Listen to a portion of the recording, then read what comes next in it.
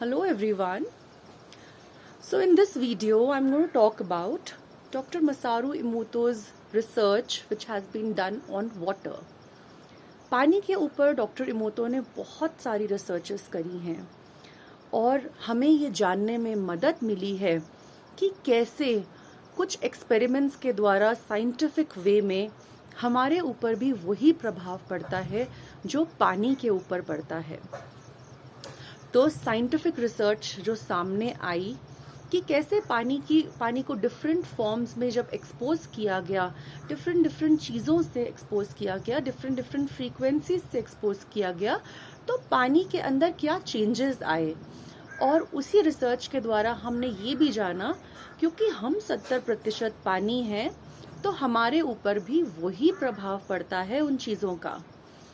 तो ये energy healing के क्षेत्र में बहुत बड़ी रिसर्च थी और इसके द्वारा हम एक साइंटिफिक प्रूफ ले पाए कि कैसे हमारे ऊपर भी इन फ्रीक्वेंसीज का कुछ चीज़ों का इतना प्रभाव पड़ता है कि वो चीज़ें जानने में मददगार हुई कि हमें क्या करना चाहिए और क्या नहीं करना चाहिए। तो जानते हैं कि ऐसी क्या रिसर्च सामने आई कि डॉक्टर इमोतो ने इतना बड़ा चेंज लेकर आए और इतनी विश्व भर में इस चीज़ को प्रूव करने में मदद किया कि हाँ, कुछ चीज़ों का बहुत प्रभाव पड़ता है हमारे ऊपर। तो वो क्या प्रभाव था? डॉक्टर इमोतो ने क्या किया, उन्होंने पानी को एकदम फ्लैश फ्रीज किया। सबसे पहले फ्लैश फ्रीज मतलब कि एकदम से उसको फ्रीज कर दिया, एकदम फ्रैक्शन ऑफ अ सेकंड के अंदर ऐसी चीज़ करी कि वो फ्रीज हो गया। तो कुछ खूबसूरत सा आकार फॉर्म हुआ, कुछ क्रिस्टल्स फॉर्म हुए उसके अंदर। जब उसको माइक्रोस्कोप के अंदर डाला गया और देखा गया कि एक ब्यूटीफुल सा क्रिस्टल सामने आया, ऐसे ही डिफरेंट क्रिस्टल्स की फॉर्म सामने आने शुरू हुई। अब उन्होंने क्या किया, इसी पानी को अलग अलग जगह से लेना स्टार्ट किया। तो सबसे पहले उन्होंने एक जहाँ से पानी का सोर्स जा रहा था वहाँ से उस पानी को लिया, क्रिस्टल फॉर्म किया और देखा गया कि एक बहुत खूबसूरत सा क्रिस्टल सामने आया। फिर उन्होंने उसी पानी को एक ऐसी जगह से लिया जहाँ पर थोड़ी आबादी थी, तो देखा गया कि उसकी शेप बहुत अच्छी नहीं बनी।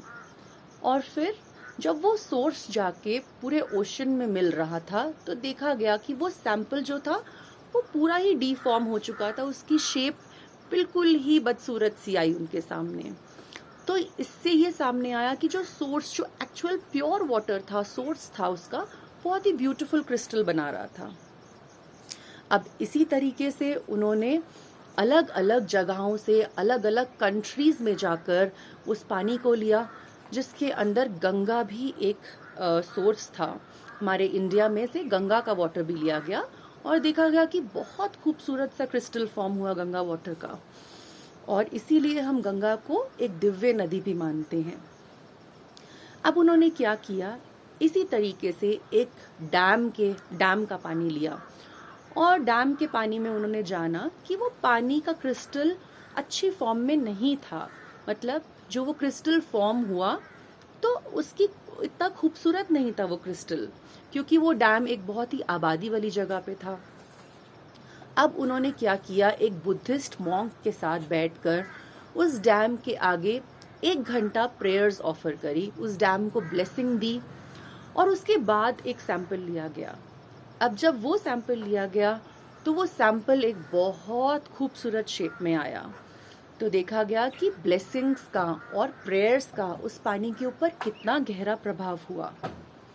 सिमिलरली उन्होंने पानी को साउंड फ्रीक्वेंसी दी, जैसे कि उन्होंने इन क्लासिकल म्यूजिक के सामने एक्सपोज किया पानी को, एंड सिमिलरली उन्होंने एक बहुत लाउड म्यूजिक के आगे भी एक्सपोज किया।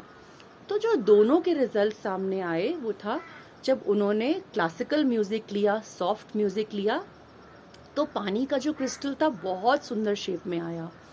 और वहीं पर जहाँ पे एकदम loud music, high volume music लिया गया, वहाँ पर पानी का शेप अच्छा नहीं आया। दैट मीन्स क्रिस्टल अच्छी शेप का नहीं फॉर्म हुआ। ये तो अब उन्होंने साउंड फ्रीक्वेंसी भी यूज करी।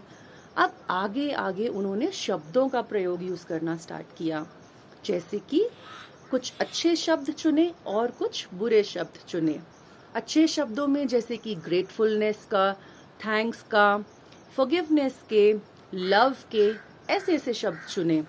और बुरे शब्दों में हेट्रेड, ईगो के शब्द या फिर ऐसे जो शब्द जो सुनने में अच्छे नहीं लगते हैं, तो आप समझ ही सकते हैं कि किसका क्रिस्टल खूबसूरत आया होगा। और सबसे ब्यूटीफुल क्रिस्टल जो आया, एक गोल्डन कलर का क्रिस्टल, जो कि था लव के वर्ड का क्रिस्टल। तो जब पानी के ऊपर लव लिखा गया, दैट मीन्स बॉटल के ऊपर जब लव लिखा गया, तो उसका क्रिस्टल बहुत सुंदर शेप का बना। अब उन्होंने क्या किया, कुछ पिक्चर्स ली, उन पिक्चर्स के ऊपर पानी की बॉटल्स को रखना स्टार्ट किया। तो देखा गया कि जैसे डॉल्फिन की पिक्चर ली तो डॉल्फिन जैसा क्रिस्टल बन गया, हाथी की पिक्चर ली तो हाथी जैसा बन गया, और अगर हार्ट शेप की क्रिस्टल ली तो हार्ट शेप जैसा ही क्रिस्टल आना स्टार्ट हो गया। तो इन चीज़ों से उन्होंने जाना कि जैसे जैसे हम प्रभाव डाल रहे हैं पानी के ऊपर, जिन भी चीज़ों से एक्सपोज कर रहे हैं पानी को, उसी तरह से पानी के क्रिस्टल्स भी फॉर्म हो रहे हैं। तो जहाँ पे पॉजिटिव चीज़ें यूज़ करी गई वहाँ पे क्रिस्टल्स बहुत ब्यूटीफुल शेप के आए, और जहाँ पे नेगेटिव चीज़ें यूज़ करी गई वहाँ पे क्रिस्टल्स की जो शेप थी वो डीफॉर्म्ड थी, बहुत ही बुरी बुरी शेप्स आनी शुरू हो गई थी। ऐसे ही जैसे कि बोलने में भी जो शब्द पानी को दिए गए, जैसे वॉर के, हेट्रेड के, तो पानी के क्रिस्टल्स बहुत बुरे बने। और जब अच्छे शब्दों से पानी को बोला गया, जैसे मंत्रास चैंट करे गए पानी के अंदर, या लव, प्यार भरे शब्द बोले गए, थैंकफुलनेस के शब्द बोले गए और लिखे गए, तो पानी की एनर्जी चेंज हो गई और बहुत ही अच्छे क्रिस्टल्स आए। तो हमने क्या जाना इस एक्सपेरिमेंट के थ्रू, एक हमारे पास साइंटिफिक प्रूफ आया है कि शब्दों का और आसपास की फ्रीक्वेंसीज का, म्यूजिक का हमारी लाइफ पे कितना गहरा असर होता है, और हमारे अंदर भी वही सारे चेंजेस आ रहे होते हैं जैसे कि पानी के ऊपर प्रभाव पड़ा था।